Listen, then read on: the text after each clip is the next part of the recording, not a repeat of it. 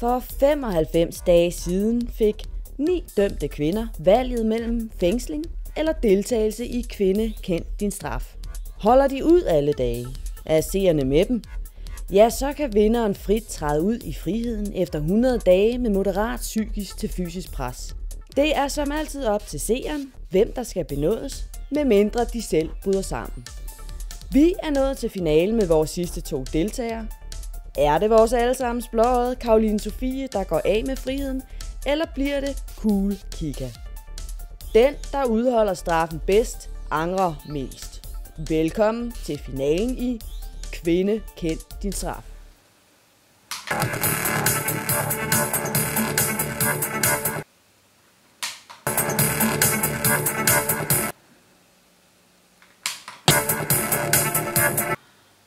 Jeg er så træt. Jeg får hovedpine af det også, fordi så får jeg slet ikke sovet, vel? Og jeg vågner. Jeg har ikke så meget andet at sige. Altså, jeg kan slet ikke tænke rent.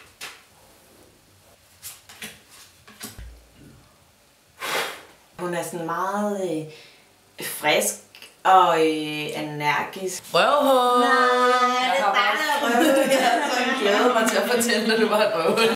Ja, jeg er også virkelig træt af Caroline Sofie. Hun er så irriterende. Lad være. Jeg synes ikke, det er sjovt. Og der sker ikke en skid, og så vil jeg bare gerne snakke, ikke? Jamen, hun vil snakke hele tiden, og hun vil spille et eller andet hele tiden, og hun kommer hele tiden på en mulig nye lege. Hvad nu hvis jeg leger, at jeg er en kendt person, og så skal du stille spørgsmål? Ja, hun kan ikke forstå, at hun bare skal holde sin fucking kæft, altså. Du går bare hjem og knaller dine bamser hjemme i din dobbeltseng. Det kan godt være, du får det med, men så er det nok, fordi du er så fucking slutty. Så bliver jeg faktisk rigtig ked af det, synes jeg. Hun er fræk. Altså, hun er snu og... Hvad laver du? Ej, hvor er det stive pækker. Fuck, hvor er du irriterende. Det kan man bare ikke. Det gør man bare ikke. Kom nu. Lad så være. Ej.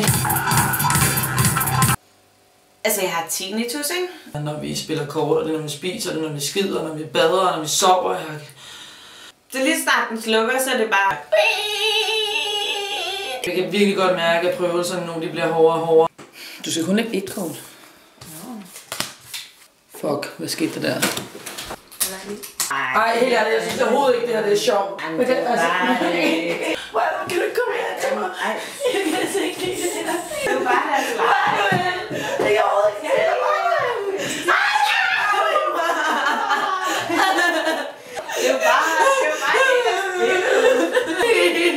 det er bare mærke.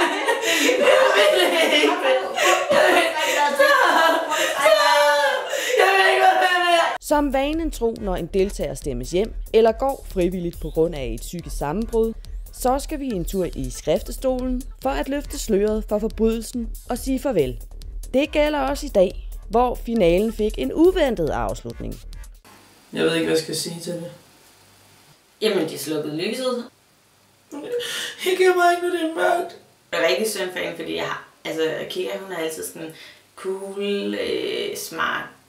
Mange vil glæde sig, andre græde over Cool Kikas frivillige goddag til fængslet i Hersted Vester og farvel til Kvinde Kend Din Straf. Fordi jeg har været inde i en bank, og jeg skulle bare bruge nogle penge.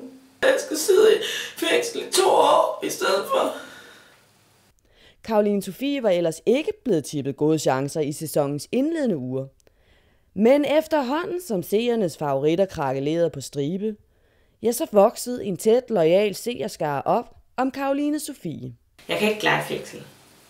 Det kan jeg ikke. Jeg havde en kæreste på et tidspunkt, men så har han også en eller anden dulle liggende i sengen. Men det skyder jeg dem. Altså, det gør jeg. Hun har om nogen accepteret programmets mange forskelligartede straffemetoder og set det som en renselse for sin forbrydelse. Så selvom hun har myrdet sin kæreste, så er det en velfortjent benådning, den altid positive Caroline Sofie modtager fra seerne. Jamen, det har det selvfølgelig...